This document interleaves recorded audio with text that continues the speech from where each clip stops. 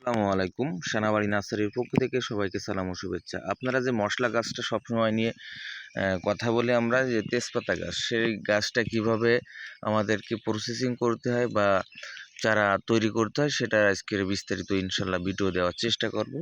আপনারা ধৈর্য সহকারে শুনুন। তো দেখেন, এটা কিন্তু কাবাব চিনি গাছ। এটা কিন্তু পাতা একই দেখতে, তেজপাতা আর কাবাব চিনি প্রায় সেম দেখতে, কিন্তু আসলে একটু বড় পাতা, এটা একটু চিকন পাতা। তো এই গাছটা কিন্তু ছাল কেটে আমরা জোড় কলম করার পরে বেঁচে যাওয়ার পরে এই যে এলা হয়ে গেছে এখন কাবাব চিনিটা, ওইটা কেটে দিলে পরবর্তীতে আপনার ওই তেজপাতা হয়ে যায়। আবার অনেক সময় এরকম কচমি বের হয়, এই কচমি বের হওয়ার পরে তেজপাতা গাছটা আস্তে আস্তে নষ্ট হয়ে যায় আর এরকম পাতা হয়ে যায়। বলে যে ভাই গাছ কি হলো।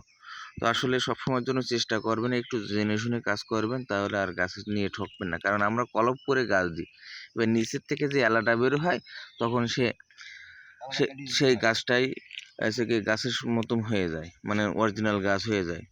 তো আসলে আরেকটা বিষয় দেখায় আপনাদেরকে, আমরা কত কষ্ট করে কিন্তু এরকম গ্রাফটিং করে থাকি, খুব সুন্দর করে তারপরে কিন্তু জ্যৈষ্ঠ মাসে নামানো লাগবে। এখন যদি কেউ অর্ডার দেন আমরা দিতে পারবো না, এখনও জ্যৈষ্ঠ মাস পর্যন্ত লাগবে। এই যে গ্রাফটিং কেবল জুড়ছে, আমরা দেখানোর চেষ্টা করি সবসময়ের জন্য বিভিন্ন ধরনের যে ভিডিওগুলা বা কিভাবে কষ্ট করে চারা উৎপাদন করতে হয়, কেন দাম বেশি নিতে হয় সেক্ষেত্রে।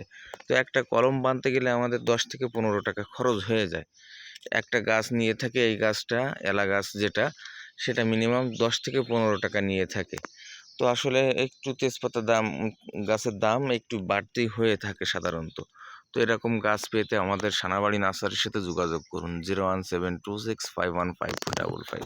আমরা সুন্দরবন কুরিয়ার সার্ভিসের মাধ্যমে সারা বাংলাদেশ পাঠিয়ে থাকি এবং স্টেট ফার্স্ট কুরিয়ার সার্ভিসের মাধ্যমে হোম ডেলিভারি দিয়ে থাকি। অনেকে শখের বসে ছাদ বাগানে লাগাতে চান বা বাসায় লাগাতে চান, যে আসলে একটা তেজপাতা থাকলে আমাদের যে মশলার ঘাটতিটা সেটা পূরণ হয়ে যাবে।